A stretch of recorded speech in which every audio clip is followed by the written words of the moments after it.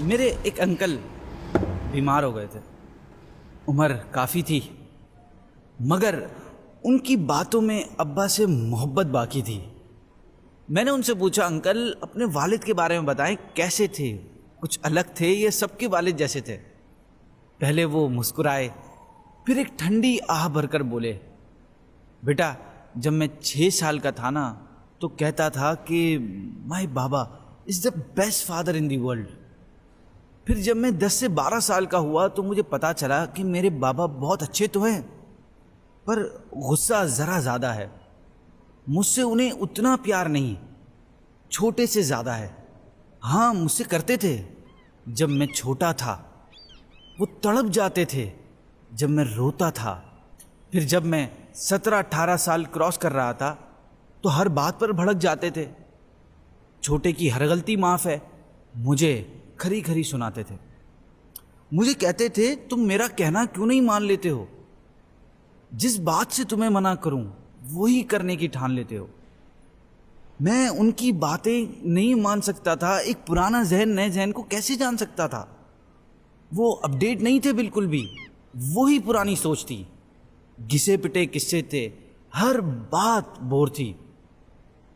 اور پھر جب میں 24-25 کا ہو گیا تھا تو میرا ابا کے ساتھ رہنا مشکل ہو گیا تھا. میری سب باتیں ابا کو بری لگ رہی تھی. پتہ نہیں امی بیچاری کیسے گزارا کر رہی تھی. پھر میری زندگی نے اسٹیج بدلا اور 26 سال میں میری شادی ہو گئی. 30 سال میں ایک 3 سالہ بچے کا باپ تھا, ایک شوہر تھا, ایک بیٹا تھا, ایک گھر کا ذمہ دار تھا.